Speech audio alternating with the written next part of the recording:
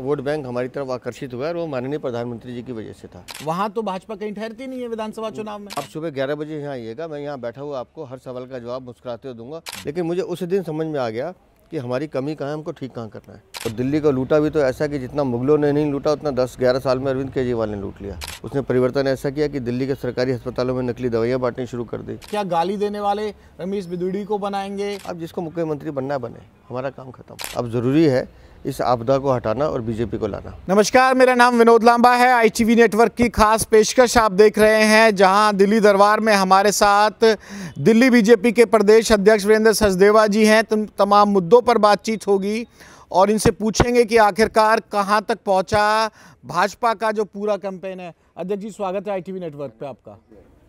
कहां तक पहुंचा आपका कैंपेन दिल्ली में, क्योंकि सेनापति तो आप हैं, प्रदेश अध्यक्ष आप हैं, तो आपके पास जो जानकारी होगी बाकी लीडर्स के पास नहीं होगी। कैंपेन हमारा बिल्कुल सही दिशा में जा रहा है और अब तो 12 दिन रह गए हैं चुनाव में, तो अब ये आखिरी पड़ाव पर है जिसे हम कहते हैं, और चुनाव जीतने के लिए जा रहे हैं। दिल्ली की जनता का भरपूर आशीर्वाद मिल रहा है और कार्यकर्ताओं में एक ललक है। हम सबको लगता है कि दिल्ली को एक बेहतर दिल्ली बनाने के लिए अब ज़रूरी है इस आपदा को हटाना और बीजेपी को लाना। आपदा ही नाम लिख दिया आपने आम आदमी पार्टी का, ये सब स्पीचेस में आ रहा है, क्यों कह रहे हैं आप लोग आपदा? ये आपदा ही तो है। जो झूठे वादे, जो झूठे सपने दिखा के दिल्ली में आए थे, उन्होंने दिल्ली को लूटने का काम किया और दिल्ली को लूटा भी तो ऐसा कि जितना मुगलों ने नहीं लूटा उतना 10-11 साल में अरविंद केजरीवाल ने लूट लिया। कोई विभाग दिल्ली का नहीं छोड़ा जहाँ इन्होंने लूट और खसोट ना की हो, जहाँ चोरी ना की हो, जहाँ कमीशन ना खाई हो। तो जो आदमी दिल्ली को लुभावने सपने दिखा रहा था, मैं ये करूँगा वो करूँगा, उसने परिवर्तन का इतना बड़ा नारा दिया। परिवर्तन किया तो ऐसा कि 2 कमरों के फ्लैट से शीश महल में पहुँच गया। उसने परिवर्तन ऐसा किया कि दिल्ली के सरकारी अस्पतालों में नकली दवाइयाँ बांटनी शुरू कर दी। उसने परिवर्तन ऐसा किया कि जो पानी फ्री देने की बात की, लोग एक एक बूंद के लिए दिल्ली में हत्याएं हो रही हैं पानी के लिए। गंदा पानी पीने से 21,000 लोग मर रहे हैं। तो दिल्ली अब बदलना चाहती है और मैं बड़ी ईमानदारी से बताऊं, हमने दिल्ली को धीरे धीरे बड़े होते हुए देखा है जी, और हम तो खुद दिल्ली के बाशिंदे हैं। इस दिल्ली को अगर आने वाली जनरेशन के लिए बचाना है और आज से 50 साल की बाद की दिल्ली कैसी चाहिए, तो आज दिल्ली में ज़रूरत है बीजेपी की सरकार की, माननीय प्रधानमंत्री के नेतृत्व की, जिसमें डबल इंजन की सरकार काम करे। आज हम काम शुरू करेंगे तब हम 50 साल बाद की दिल्ली देख पाएंगे। 50 साल बाद की दिल्ली का सपना बीजेपी भी दिखा रही है। बीजेपी भी अपनी बात रखने का हक रखती है। आपके मैं सफ़र की बात करूं तो MCD चुनावों के हार के बाद प्रदेश अध्यक्षी आपको मिली, आपकी अध्यक्षी में ये कॉन्फिडेंस आ कहां से रहा है? क्योंकि लोकसभा के नतीजे अगर मैं सही हूं तो 14, 19 और 24 हमेशा 7 में से 7 आते हैं, लेकिन MCD भी आप लोगों के हाथ से चली गई, उसके बाद भी 7 आए। और 2008 से अगर देखें तो 23 सीट थी आप लोगों की, 2013 में अगर 32 थी मैं सही हूँ तो, 2015 में 3 और 2020 में केवल 8 सीट मिली थी। तो 2024 में वो कौन सा कमल को खिलता हुआ ऐसा दिख गया जो मौका आप लोगों को, कि सीधा ही आप सरकार अपनी परफॉर्मेंस में बढ़ोतरी की बात नहीं कर रहे हैं, आप सीधा ही सरकार बनाने की बात कर रहे हैं। और पिछले 3-4 जो नतीजे हैं इस पूरे आंकड़ों में, वहाँ तो भाजपा कहीं ठहरती नहीं है विधानसभा चुनाव में। मैं आपको शुरू करता हूँ 2014 से, उसके पीछे नहीं जाते हैं। 2014 में माननीय प्रधानमंत्री जी के नेतृत्व में पूरे हिंदुस्तान में विजय हासिल हुई और दिल्ली में हमने 54% मत हासिल किए। हमारे लिए भी अपेक्षाकृत बहुत अच्छा था, क्योंकि हम दिल्ली में 35-36% पे ही फ्लो करते रहते हैं हमेशा। तो लगा कि एक बड़ा वोट बैंक हमारी तरफ आकर्षित हुआ है और वो माननीय प्रधानमंत्री जी की वजह से था। लेकिन 2015 में जब हम चुनाव हारे तो फिर हमको लगा कि ये क्या हुआ, 3 पे रह गए। हाँ, लेकिन उस समय ये लगा कि जिस तरह के वादे इस आदमी ने किए, बड़े बड़े लोग धोखा खा गए। अन्ना हजारे जैसे संत धोखा खा गए, तो आप और हम चीज़ क्या है। तो लगा कि चलो एक फ्लूक हो सकता है, हो गया, कोई बात नहीं। 2019 में जब हम चुनाव जीते, हमारा वोट परसेंटेज फिर 57% जाता है लोकसभा चुनाव में। उसका श्रेय प्रधानमंत्री नरेंद्र मोदी को जाता है। हमारे सारे कार्यकर्ता, सारी जनता लगती है। फिर 2020 में हम 8 पे आते हैं, तो फिर लगे कि कहाँ चूक हो गई। लेकिन उसके बाद हमने सीखना शुरू किया कि आखिर कमी कहाँ है। आप कहते हैं हम नगर निगम चुनाव हारे, मैं कहता हूँ 2022 का नगर निगम चुनाव हारने के बाद भी हमने दिल्ली की जनता का दिल जीता। उसका कारण क्या है कि जहाँ मीडिया हमको 30-50 सीटें दिखा रहा था, हम 104 पे जाके रुके। लेकिन मेरे लिए अच्छा क्या था, संगठन एक के कार्यकर्ता के नाते हम 36% पे जहाँ रहते थे वोट परसेंट हम सीधा 40% पे पहुँचे। एमसीडी चुनाव में 4% वोट बढ़ने के बाद हमारी सीटें चाहे कम हो गई, लेकिन मुझे उस दिन समझ में आ गया कि हमारी कमी कहाँ है, हमको ठीक कहाँ करना है। और उस दिन के बाद से क्या कमी थी? हमें समाज के हर वर्ग तक खुद जाके बात करनी थी। हम सोशल मीडिया पे या टेलीफोन पे या सिर्फ पब्लिक सभाओं से दिल्ली का दिल नहीं जीत सकते। Direct approach. तो उसके बाद ये दायित्व अपने पास आया, तो हमने थोड़ी सी अपनी रणनीति में परिवर्तन किया। छोटे छोटे ग्रुप्स की मीटिंग करना शुरू किया। 15 लोग, 20 लोग नहीं चाहिए मुझे, 200-500 लोग। उतनी छोटी छोटी मीटिंग, और मुझे पूरी टीम मेरे साथ लगी भारतीय जनता पार्टी की, चाहे वो मेरे सांसद हैं, चाहे मेरे विधायक हैं, या मेरे कार्यकर्ता या बूथ का अध्यक्ष है। सब ने बड़ी शिद्दत से काम किया और सबको एक बात समझ में आ गई थी कि हम चीज़ें ठीक कर सकते हैं। और 2024 का चुनाव भी हमारे लिए टर्निंग पॉइंट था। मैं नया नया इस दायित्व पे आया था, और दिल्ली में 1952 से लेकर अब तक जितने लोकसभा चुनाव हुए हैं, ये पहला चुनाव था जहाँ 1-to-1 इलेक्शन था। इंडिया ब्लॉक बीजेपी वर्सेस 1, वरना हमेशा 3 या 4 पार्टीज होती थी। इस बार ऐसा नहीं था। तो हमारे लिए ये भी था कि इस बार हमको अपनी जो हमने 22 से 24 के बीच में सीखा था, उसको एक बार टेस्ट करने का तरीका था। फिर 7 सीट जीते, माननीय प्रधानमंत्री का करिश्मा तो है ही, लेकिन फिर हम 54% पे आए। तो मुझे लगा कि जब हम लोकसभा चुनाव में 40 को 54 पे ले जा सकते हैं, तो फिर विधानसभा में क्यों नहीं कर सकते। तो इस बार हम निश्चित हैं कि हम 50% को पार करेंगे और दिल्ली में भारतीय जनता पार्टी की सरकार बनाएंगे। कारण दूसरे भी हैं। आम आदमी पार्टी की सरकार का भ्रष्टाचार, धोखा, लूट और जो छल और कपट उन्होंने किया। आऊंगा मैं उन मुद्दों पे। आज सरकार बनाओगे तो कितने नंबर से सरकार बनाओगे? नंबर तो मैं नहीं बता सकता। नंबर देखो, भविष्यवाणी इस हिंदुस्तान में अगर कोई कर सकता है, दिल्ली में विशेष रूप से, तो वो अरविंद केजरीवाल करते हैं। हम नंबर नहीं, वो तो उन्होंने तो भविष्यवाणी कर दी है कि भाई हम दोबारा आएंगे, दिल्ली का विकास करेंगे। वो कागज पे लिखते थे, इस बार नहीं लिखा है। उन्होंने मना कर दिया लिखने से। और उनकी 4 भविष्यवाणी तो मैंने ठीक होते हुए देखी हैं बड़ी ईमानदारी से। उन्होंने कहा सत्येंद्र जैन, मनीष सिसोदिया, संजय सिंह, और फिर अपने लिए कहा कि हम सब जेल जाएंगे। चारों गए। तो इसका मतलब उनको पता होता है कि उनके साथ क्या होने वाला है। इस बार नहीं बोल रहे तो हमें भी पता है कि क्योंकि उनको भी मालूम है कि क्या होने वाला है। तो आप ये कह रहे हैं कि इस बार लिख के नहीं दे रहे हैं वो सीट? उनको मालूम है, कॉन्फिडेंस उनको मालूम है कि उनकी रवानगी तय हो चुकी है, टिकट उनका कट चुका है। दिल्ली में इस बार माननीय प्रधानमंत्री के नेतृत्व में डबल इंजन की सरकार बनने जा रही है। भारतीय जनता पार्टी का एक कार्यकर्ता मुख्यमंत्री बनेगा। लेकिन आप लोग सीट प्रेडिक्ट नहीं करेंगे? मैं नहीं करूंगा, स्पष्ट बहुमत से सरकार बनाएंगे। आप लोग का धुला कौन है? ये बार बार कहते हैं कि भाई कई बार इनकी प्रेस कॉन्फ्रेंसेस मैंने आम आदमी पार्टी की भी सुनी है, बीच में लोगों से मिलना भी होता है जो प्रेस रिपोर्टिंग में, तो क्योंकि चुनाव आयोग भी कहता है ना सबके पास जाओ, तो हम तो सबके पास जाते हैं। वो क्या कहते हैं कि भाई ये कौन से दम पे सरकार बनाने की बात कर रहे हैं? हमारे पास अरविंद केजरीवाल का चेहरा है, इनके पास चेहरा नहीं है। क्या गाली देने वाले रमेश बिदुड़ी को बनाएंगे, या सीधी 1-on-1 फाइट जो है प्रवेश वर्मा की है, क्या उनको बनाएंगे? आप सेनापति हैं इस टीम के, आप लोगों की इस बारात का दूल्हा कौन है? ये आम आदमी पार्टी आपसे पूछ रही है। मैं ये पूछना चाहता हूँ, आम आदमी पार्टी का दूल्हा कौन है? तो कह रहे हैं अरविंद केजरीवाल। तो अरविंद केजरीवाल दूल्हा कैसे हो सकते हैं?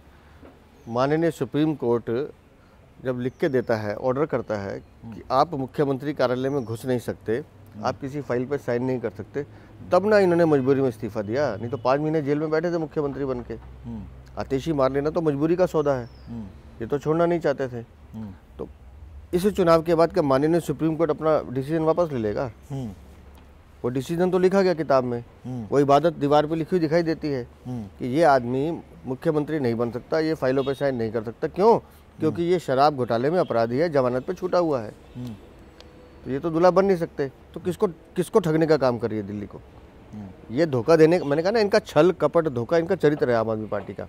और जहाँ तक हमारे दूल्हे की बात है, आप तो सारा हिंदुस्तान कवर करते हैं, मध्य प्रदेश, राजस्थान, छत्तीसगढ़, चेहरा घोषित, उड़ीसा, हमारी अपनी रणनीति है एक पार्टी की। और हम किसी के कहने से काम नहीं करेंगे कि हमें आम आदमी पार्टी या कांग्रेस सिखाएगी। हमने अन्य राज्यों में भी कभी चेहरा नहीं दिखाया। हम चुनाव जीतते हैं, विधायक दल की बैठक होती है, केंद्रीय नेतृत्व तय करता है, और जिस कार्यकर्ता को बनाना होगा बनाएगा। वो चाहे रमेश बिदुड़ी हो, प्रवेश वर्मा हो, मनोज तिवारी, कोई भी बने, हमारे लिए ये महत्व नहीं है। 3 नाम ले दिए, इसके भी मायने हो जाते हैं। फिर मैं उसके साथ 4 नाम और जोड़ देता हूँ। ये जितने मेरे कार्यकर्ता घूम सकते हैं, इनमें से कोई भी बन सकता है। वीरेंद्र सचदेवा, वीरेंद्र सचदेवा का काम दूसरा है जी। मेरा काम था प्रदेश अध्यक्ष के नाते 7 सीटें लोकसभा की जीतना, मेहनत करना हमने की। आज मेरा काम है दिल्ली की 70 सीटों पे कमल का फूल खिलाना। तो मैं उन 70 सीटों पे बीजेपी कैसे जीतेगी, मेरा काम उस पर फोकस करना है। मुख्यमंत्री कौन बनेगा ये हमारे लिए सेकेंडरी इशू है। हम उस नंबर में आ जाएं कि हम सम्मान के साथ कह सकें कि हाँ, दिल्ली में माननीय प्रधानमंत्री जी के नेतृत्व में डबल इंजन की सरकार बन गई है। अब जिसको मुख्यमंत्री बनना बने, हमारा काम खत्म। आकलन फेल हुए बहुत से लोगों के। मैं 2 चुनाव अभी जो हाल के हुए बड़े चर्चा में रहे, हालांकि 24 के लोकसभा चुनाव के हिसाब से बीजेपी के नंबर कम आए, लेकिन बीजेपी को जब बिल्कुल डाउन लिखा जाने लगा और लगने लगा कि भाई ना महाराष्ट्र में ना हरियाणा में बात बनेगी, वहाँ से भाजपा ने एज ए पार्टी कमबैक करके दिखाया। तो ऐसे में एक स्वाभाविक सा तो जिज्ञासा बन रही है लोगों की कि जो महाराष्ट्र में हो सकता है, हरियाणा में हो सकता है, क्या दिल्ली में भी हो सकता है? मैं दिल्ली का हमारा संगठन सबसे पुराना संगठन है देश में और बड़ा मजबूत संगठन है। और भारतीय जनता पार्टी के कार्यकर्ता की सबसे बड़ी ईमानदारी ये है कि हमें शिद्दत और जुनून से लड़ना आता है। ये तो वो पार्टी है जो 2 सांसदों से आज 240 पे है, 303 भी हमने देख लिया। हमें न कभी हार विचलित करती है, न कभी जीत हमें उन्मादित करती है। हमें तो लगता है कि एक हमारा काम है, हम करेंगे। और हर बार हार और जीतने के बाद, चाहे हम जीते या हारे, हमें कुछ ना कुछ सीखने को मिलता है। तो निस्संदेह इस बार दिल्ली का जो माहौल है, हमारे केंद्रीय नेतृत्व ने हमें भरपूर सहयोग दिया, पूरा हमें एक तरह से चलाने का काम किया है और हमने भी बहुत सीखा है। और दिल्ली की जनता आम आदमी पार्टी के भ्रष्टाचार से त्रस्त है, ये बात समझ में आती है। और दिल्ली की जनता बदलाव चाहती है, तो भारतीय जनता पार्टी उस बदलाव का रूप बनकर इस समय सामने। कैंपेन में ना मैंने कहीं देखा, अगर मुझे आप करेक्ट कर दीजिएगा अगर मैंने गलत रीड किया हो, मैं जितने कैंपेन है पूरा फरीदाबाद और इस पूरी बेल्ट से जब निकलते हुए आता हूँ दिल्ली और बाकी दिल्ली चुनाव भी करता हूँ, तो झूठ की राजनीति नहीं चलेगी, इस तरह के पोस्टर्स मुझे बहुत नजर आते हैं।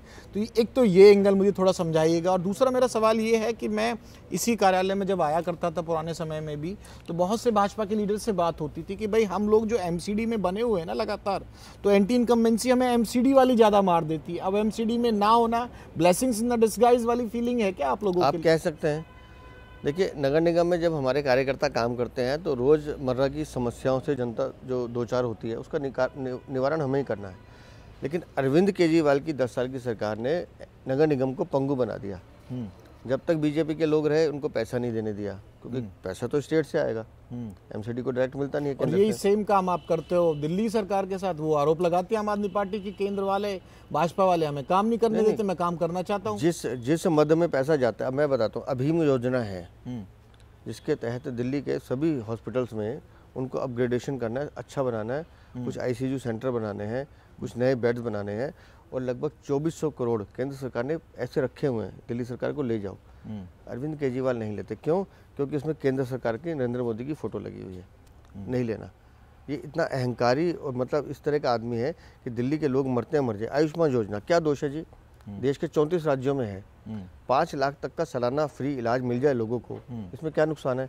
लेकिन क्योंकि वो प्रधानमंत्री आयुष्मान योजना तो मैं लागू नहीं होने दूंगा। मैं अभी 2 दिन पहले नरेला गया था, नरेला, बवाना, घोघा, जहांगीरपुरी, 50,000 52,343 फ्लैट बन के तैयार पड़े हैं। उसमें केंद्र सरकार का 60% पैसा लगा है, लगभग 1200 करोड़। कुछ दिल्ली सरकार का, बाकी अन्य विभागों का है।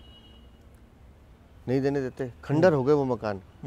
मतलब ऐसी हालत हो गई कि उस पर दोबारा से उसको ठीक करने के लिए 400-500 करोड़ रुपए चाहिए। लेकिन वो मकान गरीबों को दिए जा सकते थे, लेकिन अरविंद केजरीवाल इसलिए नहीं देने देते कि ये इसका क्रेडिट केंद्र सरकार ना ले जाए। अरे भाई, हम किसी को फैसिलिटी दे रहे हैं, दिल्ली की जनता को मिलेगी, किसी का भला होगा। क्रेडिट की राजनीति, काहे की क्रेडिट की राजनीति में लगे हो? अगर सड़कें प्रधानमंत्री बना रहे हैं, हाईवे बना रहे हैं, तो उसमें तो सब लोग जा रहे हैं ना, तो उसमें क्रेडिट काहे का लेना? अगर दिल्ली को सुधारना है, दिल्ली को बेहतर दिल्ली बनाना है, तो सबको मिलकर काम करना पड़ेगा। ये बात अरविंद केजरीवाल को समझ में नहीं आती, और ये बात अब दिल्ली की जनता को दिखाई दे रहा है। तो ये आदमी अपने अहंकार, झूठ और जिद की वजह से दिल्ली को बर्बाद कर रहा है। मैं मोटा मोटा ये समझा आपके जवाब से, भाजपा का ये कहना है कि जिन घोषणाओं की वजह से या जिन कार्यों की वजह से भाजपा को, या कहें कि केंद्र की सरकार को अगर क्रेडिट मिल जाए, वो योजनाएं लागू नहीं होती। फ्रीबीज का बहुत नाम आप लोग देते थे, ये लोग रेवड़ी बांटते हैं। मैं घोषणा पत्र से जुड़े हुए 2-3 सवाल एक बार कर लेता हूँ इकट्ठे। महिलाओं के लिए आम आदमी पार्टी ने 2100 महीना दिया फ्री बस सेवा, कांग्रेस की तरफ से 2500 महीना और भाजपा की तरफ से भी 2500 महीना। किस पार्टी की घोषणाओं पर महिलाएं यकीन करेंगे? और इसी से जुड़ा हुआ सवाल ये है कि जो फ्री की रेवड़ी आप लोग कहते थे आम आदमी पार्टी बांटती है, भाजपा को भी मजबूर होकर अब ये फ्री की रेवड़ी बांटने पर आना पड़ा। कब कहा अरविंद केजरीवाल ने कि वो 2100 रुपये देंगे? अभी। उससे पहले कब बोला था? पंजाब दिल्ली लोकसभा चुनाव में 1000 रुपये हम सितंबर तक दे देंगे।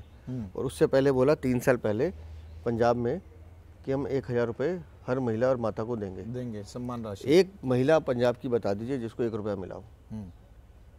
दिल्ली लोकसभा चुनाव में इन्होंने गुलाबी रंग का फॉर्म छपाया, सबको 1-1000 रुपये सितंबर में अकाउंट में आ जाएगा। एक महिला दिखा दीजिए जिसको मिला हो। अरविंद केजरीवाल सिर्फ झूठ बोलते हैं। हम अगर कह रहे हैं 2500 देंगे तो उसका कारण है। मध्य प्रदेश में लाडली योजना, लाडली बहन योजना शिवराज सिंह चौहान ने शुरू की, बैकग्राउंड पता है, चलता आ रहा है। उड़ीसा में हमने सुभद्रा योजना में दिया, छत्तीसगढ़ में मातहरी योजना में दिया, महाराष्ट्र में लाड़की के नाम से दिया, हरियाणा में लाडो के नाम से दिया। ट्रैक रिकॉर्ड है ना।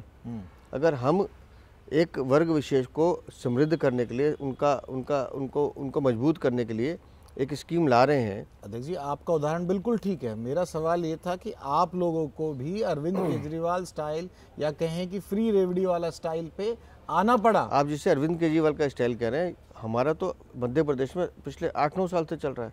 ये तो 3 साल पहले इन्होंने शुरू किया पंजाब में, उसमें भी नहीं दिया। तो आप इसे अरविंद केजरीवाल, ये नरेंद्र मोदी की वो योजनाएं हैं जिसमें लोगों को, हर वर्ग को कैसे उठाना। अब अगर हम किसानों को किसान सम्मान निधि दे रहे हैं, रेवड़ी है क्या? नहीं, आप ही सवाल उठाते थे उन लोगों नहीं, मैं बता रहा हूँ रेवड़ी और इसमें फर्क बता रहा हूँ। बताइए। हम जब किसान सम्मान निधि दे रहे हैं तो हमको ये कहते हैं कि आपको इतना पैसे दे रहे हैं, आप इसे बीज ले लीजिए ताकि आपकी खेती में दिक्कत ना आए। ये जब कहते हैं कि मैं दे रहा हूँ, ऐसे जैसे शहनशाह एक मुगल आजम बैठे हैं और वो कह रहे हैं जाओ तुम मेरे दरबार में हो, ये मैंने जेब से पैसा निकाला और ये उछाल दिया, जाओ ये खैरात मैं तुम्हें दे रहा हूँ, जाके खुश रहो। दिल्ली के लोगों को खैरात नहीं चाहिए। दिल्ली के लोगों को, अब अगर हमने कहा कि हम युवाओं को, वो युवा जो पढ़ना चाहते हैं उनको 15,000 रुपये तक का हम वजीफा देंगे, क्या गुनाह कर रहे हैं जी? अगर हम दलित, ये कहते हैं हमने दलित छात्रों को विदेश भेजेंगे। अरविंद केजरीवाल ने कहा इन 10 सालों में कितने बच्चों को भेजा? सिर्फ 5। 11 सालों सिर्फ 5 बच्चे गए हैं जिनको छात्रवृत्ति, विदेश भी नहीं गए, जिनको स्कॉलरशिप मिली है। और अगर हम कह रहे हैं कि हम हर शेड्यूल कास्ट बच्चे को 1000 रुपये महीना देंगे, इसलिए देंगे कि उसको आने जाने में, पढ़ने कहीं जाने में उसको दिक्कत ना हो। अगर हम किसी वर्ग को मजबूत करने का काम कर रहे हैं। आप लोगों ने ये कहा है ना, केजी से लेकर पीजी तक शिक्षा मुफ्त करने का ऐलान है। हाँ। मुफ्त करने का। और कौन पार्टी युवाओं को इस तरह से लुभा पाएगी? क्योंकि कांग्रेस ने कहा है 8500 रुपए की इंटर्नशिप देंगे, आम आदमी पार्टी बस और मेट्रो में फ्री सेवा देगी। मेट्रो में फ्री सेवा तो अब वो कैसे देंगे हमें पता नहीं, वो तो केंद्र सरकार का प्रोजेक्ट है। ये कैसे दे पाएंगे मुझे पता नहीं। और डीटीसी में भी अगर ये महिलाओं को दे रहे हैं, हाँ। तो हमने ये कहा कि महिलाओं में भी क्या, मान लीजिए अगर मेरी टर्नओवर 50 लाख रुपए है तो मुझे जरूरत है क्या?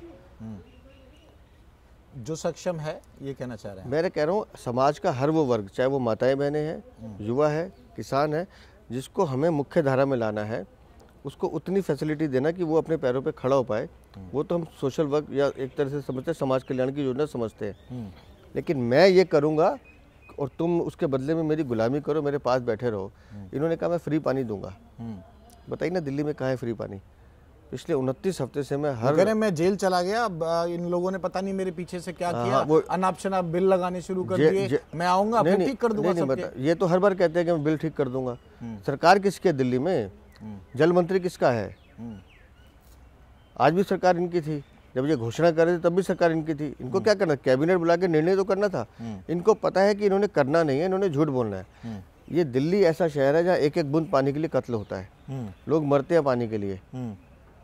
तो अरविंद केजरीवाल, तुम जेल चले गए क्या? हमने ट्यूबवेल बंद कर दिया क्या? सरकार तुम्हारी। नहीं, आपने ज्यादा बिल लगाने शुरू कर दिए। बिल भाई तब सरकार इनकी है, लोगों के बिल तो आ ही रहे। क्या हुआ? नहीं, लोगों के बिल आ ही रहे थे, लेकिन ये झूठ बोल, इन्होंने कहा कि बिल मत देना, मैं माफ कर दूंगा। लोगों ने बिल देने बंद कर दिए।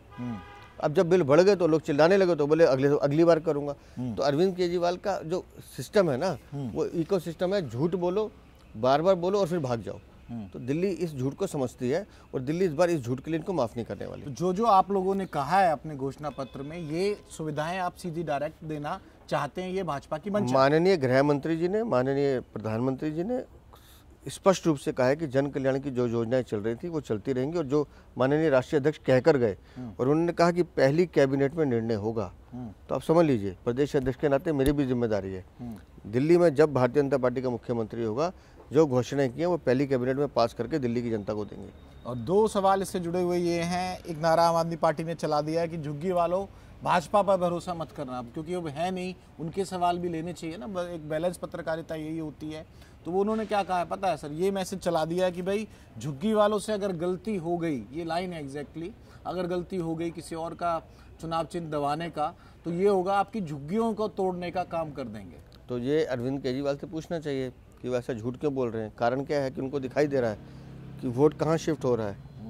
तो जब आदमी को अपनी हार दिखाई देती है तो वो झूठ बोलना शुरू करता है, डराना शुरू करता है, भय का वातावरण बनाता है। वो अरविंद केजरीवाल कर रहे हैं। लेकिन हमारा जो संपर्क है, हम ये कहते हैं पिछले 10 साल से माननीय प्रधानमंत्री जी की सरकार दिल्ली में है, लगभग 5000 मकान हम पक्के दे चुके हैं, 3000 तैयार खड़े हैं कठपुतली कॉलोनी के, और उसके बाद ये जो 52,000 फ्लैट मैंने कहे, आज दिल्ली में मुख्यमंत्री बनाई है बीजेपी का, 1 साल लगेंगे उन फ्लैटों को ठीक करने में। उन 52,000 फ्लैटों को गरीब सफाई कर्मचारी जो मजदूर आदमी है उनके हवाले किए जाएंगे। और माननीय प्रधानमंत्री ने स्पष्ट रूप से कहा है किसी गरीब की, हर गरीब की छत को पक्का करेंगे और गरीबों को पक्का मकान देंगे। जहाँ झुग्गी वहीं पक्का मकान, जहाँ झुग्गी वहाँ मकान। और मान लीजिए अगर किसी को लगता है कि भाई मेरे को यहाँ से, जैसे मैं अभी एक झुग्गी में गया विनोद नगर में, वहाँ लगभग 400 झुग्गियाँ हैं, मैं वहाँ 29 हफ्ते से लगातार जा रहा हूँ, हमारे बाकी कार्यकर्ता भी जाते हैं। उनका कहना यह है कि जी हमको यहाँ से उठा के यहाँ डीडीए का एक प्लॉट है, यहाँ नए फ्लैट बना दीजिए, हम यहाँ रहेंगे। हमने उनका प्रस्ताव ले लिया और वो मेरे दिमाग में है, भारतीय जनता पार्टी का मुख्यमंत्री बन आता है तो सबसे पहले उसी पे काम करना है। तो हम तो झुग्गी वालों से संवाद, हम ये चाहते हैं उनका जीवन का स्तर सुधरे, उनके बच्चे पढ़ लिख जाएं। मैं जहाँ गया हूँ ना जी, आप समझिए रात को रुका हूँ, मैं वहाँ रात्रि प्रवास था आप लोगों रात को रुका हूँ, कितना दर्द होता है भाई साहब। मेरी भी 2 बेटियाँ हैं, जब वो माँ और बहन सुबह 4:30 बजे उठ के लोटा लेके बाथरूम जाती हैं कि कोई मर्द देख ना ले, पल्लू ढाल के। ये है दिल्ली शहर, ये दिया अरविंद केजरीवाल ने। और मैं भी वहाँ गया तो मैं भी उठ के गया 6 बजे, डब्बा उठा के मैं भी गया वहाँ पर, क्योंकि वहाँ सिस्टम ही ऐसा है। खुले में सोच, खुले में नहीं है, टॉयलेट ब्लॉक बने हुए हैं, लेकिन वो इतने गंदे हैं कि आप 30 सेकंड खड़े नहीं हो सकते। लेकिन मजबूरी, आपको जाना पड़ेगा। झुग्गी वालों को समझाने में आप लोग कामयाब होंगे, क्योंकि एक वोट बैंक है उनका आम आदमी पार्टी का। एक तो ऑटो वालों की बात होती है, एक झुग्गी का जो बिल्कुल गरीब तबका है, वो आम आदमी पार्टी का। मैं आपको निश्चित रूप से कह रहा हूँ, ऑटो रिक्शा वाले, कैब रिक्शा चालक और झुग्गी वाले इस बार अपना मन बना चुके हैं कि हमको डबल इंजन की सरकार चाहिए, अरविंद केजरीवाल का झूठी सरकार नहीं चाहिए। ये जो जनता दल यूनाइटेड और लोक जनशक्ति पार्टी के लिए आप लोगों ने 2 सीट छोड़ी, पूर्वांचल वाली जो वोट है उसका है कहीं ना कहीं, क्या लग रहा है आप लोगों को कहीं थोड़ा छिटक ना जाए?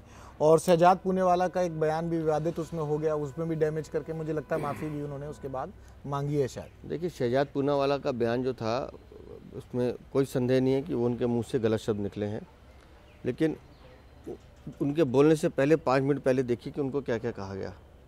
कई बार टीवी चैनल्स पे लोग त्वरित प्रतिक्रिया करते हैं, शहजाद से भी यही हुई है, लेकिन उसको जस्टिफाई नहीं किया जा सकता। दिल्ली लघु भारत है, दिल्ली में हर समाज के लोग रहते हैं, वो चाहे पूर्वांचल के भाई बहन हो या कोई दूसरा वर्ग हो, और हमको सबको साथ मिलकर, ये एक ऐसा गुलदस्ता है जिसमें हर फूल ने खिलना है। 2 सीट भी आप लोगों ने दी है उन वो हमने पिछली बार भी 3 दी थी। ये गठबंधन है, जब एनडीए चुनाव लड़ता है किसी भी स्टेट में तो केंद्रीय नेतृत्व तय करता है, और हमारे यहाँ तो सीधा सिस्टम है, जो केंद्र का निर्णय है वो हमारा निर्णय है, और हम उन सीटों पर भी मेहनत करेंगे, उनको भी जिताएंगे, साथ मिलकर काम करेंगे। लेकिन जहाँ तक खाली पूर्वांचल की बात की आपने, अभी 2 दिन पहले ऋतुराज झा ने क्या कहा हरदीप सिंह पुरी को, कि सिख जो है सीधा कहा कि तुम अवैध बांग्लादेशी रोहिंग्या हो। किसका अपमान किया उन्होंने? उन सिखों का जिन्होंने देश के लिए शहादत और बलिदान दिए। गुरु नानक जी से गुरु गोविंद सिंह जी तक जो सिक्की का इतिहास है, ये तो मतलब पूरे हिंदुस्तान के लिए सबसे स्वर्णिम वो इतिहास है इनका। ये तो बहुत अच्छे तरह से आप समझ सकते हैं कि आपका परिवार भी खुद। और मैं दूसरी कह रहा हूँ, मैं दूसरी, गौरव भाटिया एक उसमें बहस में बात कर रहे थे, इसी अरविंद केजरीवाल के प्रवक्ता ने कहा कि ये गौरव भाटिया नहीं, ये घटिया है, पूरे पंजाबी समुदाय को गाली देने का काम नहीं किया।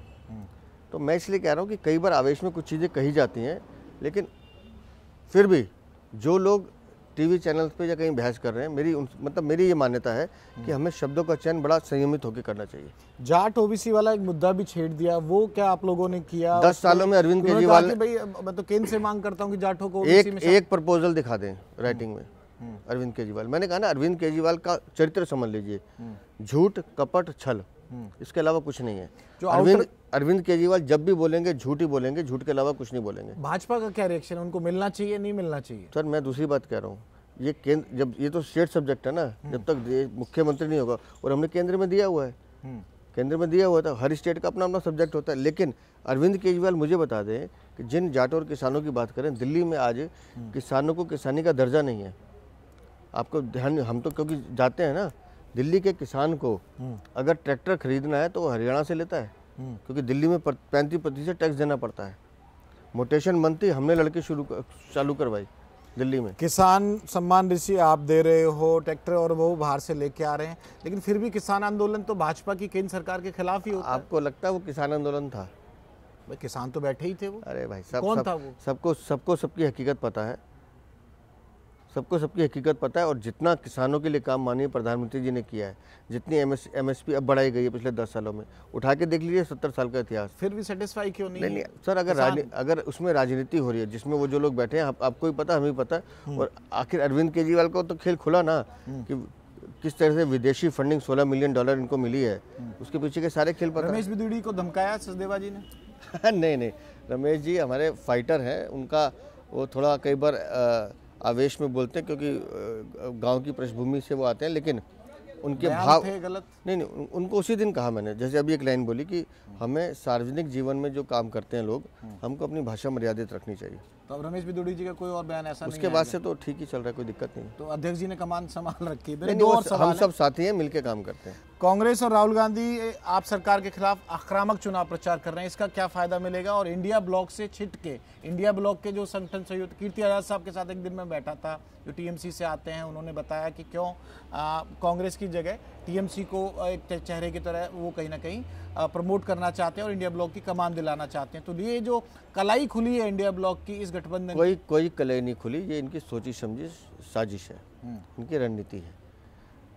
नगर निगम चुनाव में कांग्रेस 9 सीटें जीतती है, तो अरविंद केजरीवाल को समझ में आता है कि एक वर्ग विशेष का वोट कांग्रेस की तरफ आकर्षित हो रहा है, तो दोनों तय करके लड़ते हैं कि हम दोनों एक दूसरे को गाली देंगे, और कल जब उसमें से 4-5 सीटें तुम्हारे पास आ जाएंगी तो हम मिलकर सरकार बनाएंगे। वो कह रहे हैं कि आप लोग मिले हुए हैं। उनको लगता है ऐसा, मैं आपको बता रहा हूँ ना, दिल्ली में ये लड़ रहे हैं आपस में। पहली बार जब सरकार बनी थी आम आदमी पार्टी की, तो कांग्रेस की सपोर्ट से बनी। दिल्ली में ये लड़ रहे हैं ना चुनाव आपस में। हाँ बिल्कुल लड़ रहे हैं। 24 तारीख को चुनाव है मेयर का चंडीगढ़ में, दोनों मिलकर लड़ रहे हैं, ज्वाइंट लड़ रहे हैं।